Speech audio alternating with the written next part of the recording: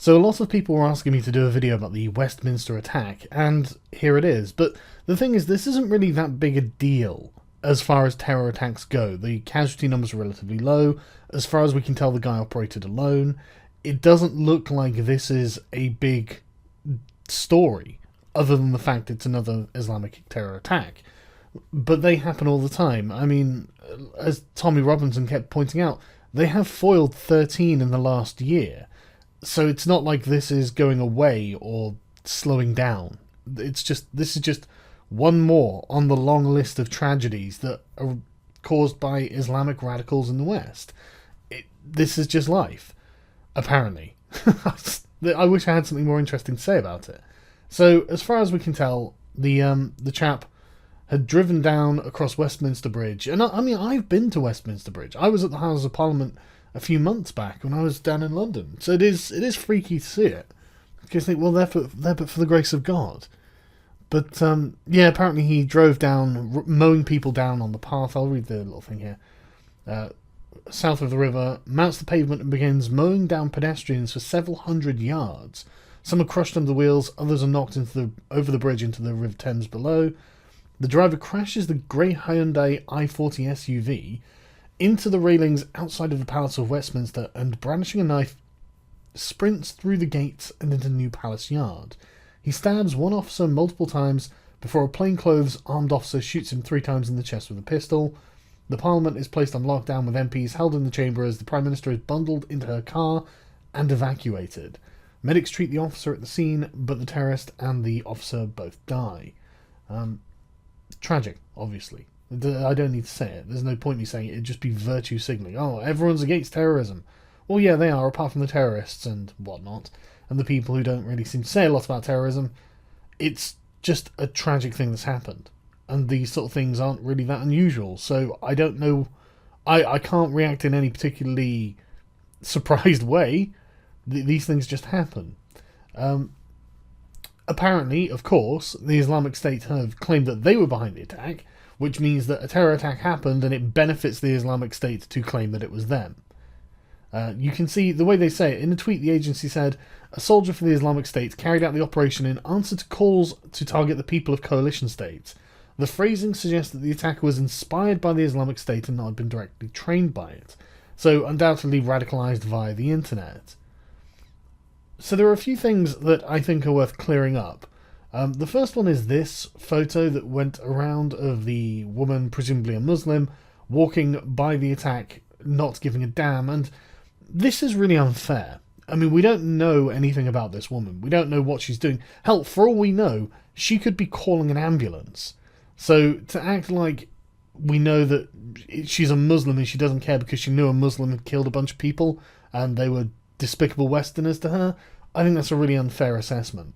I mean, there's a second shot from this, literally a few seconds later, where she looks genuinely disturbed.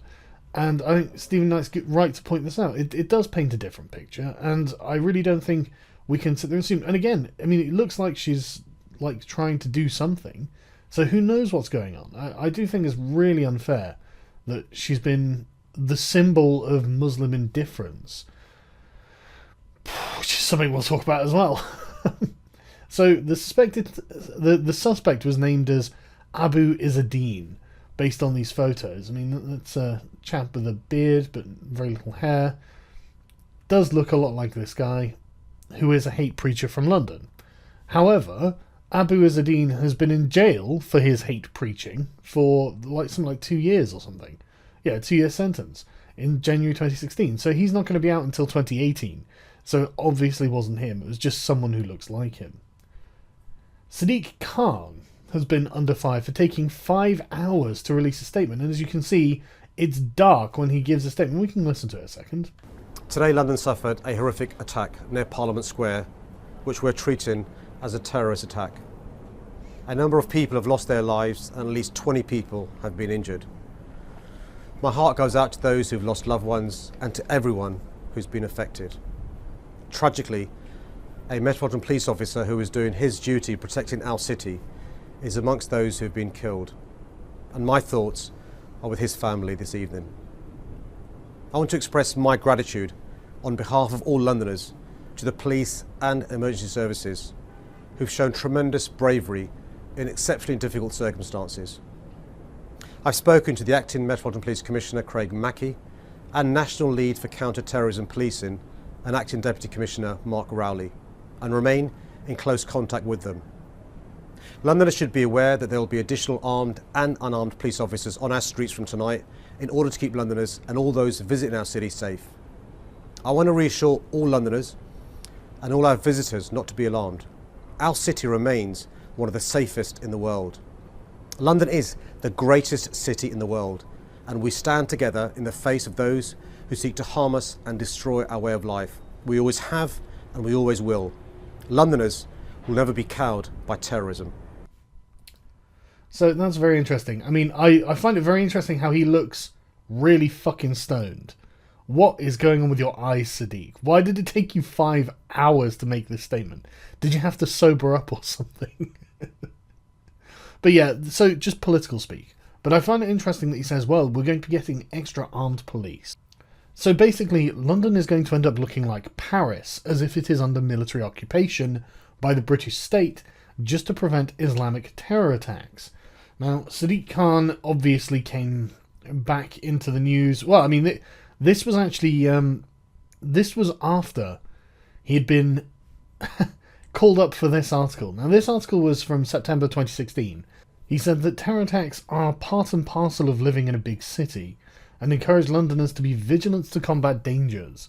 And he had a sleepless night after the recent bombing in New York, and said that that means being vigilant, having a police force that's in touch with communities, yada yada yada. And, I mean, he's not wrong that we could do with police forces that are in touch with their communities, but I have to say, this is not exactly a very welcome message that, you know what, just is people dying on the streets from Islamic terrorism is just something you have to deal with. Well, it wasn't something we had to deal with in the 60s, wasn't something we had to deal with in the 70s, wasn't something we had to deal with in the 80s or the 90s. I mean, there were different kinds of terrorism, but not Islamic terrorism.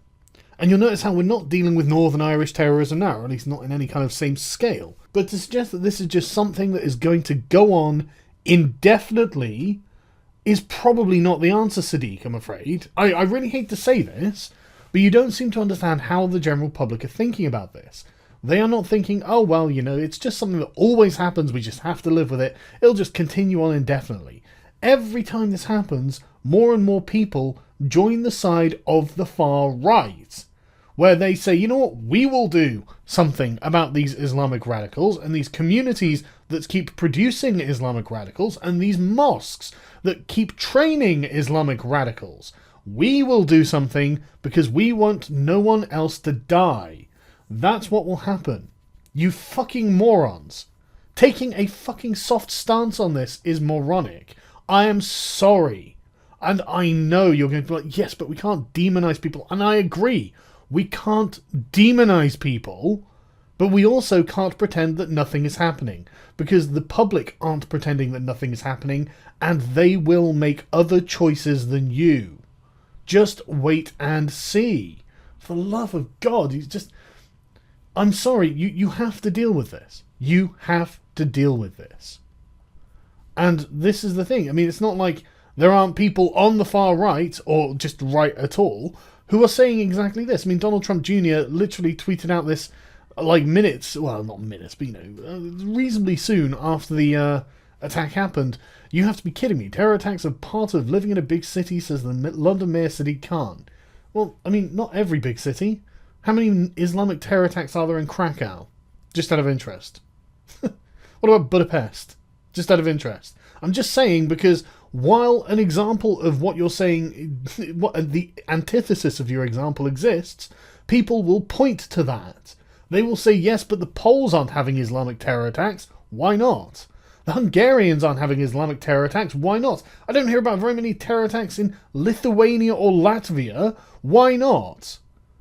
And you all actually know the answer, it's just really not very nice to say it.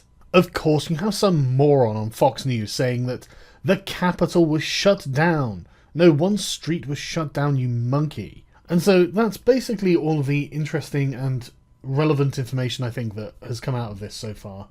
As far as I'm aware, we don't know who the actual man was, but he was undoubtedly radicalized online, presumably in a mosque in Britain as well. I mean, I don't imagine he had zero ties to the Islamic community. But what are you going to do? It's just what we have to accept now, isn't it, Sadiq? It's just the way forward from here on out.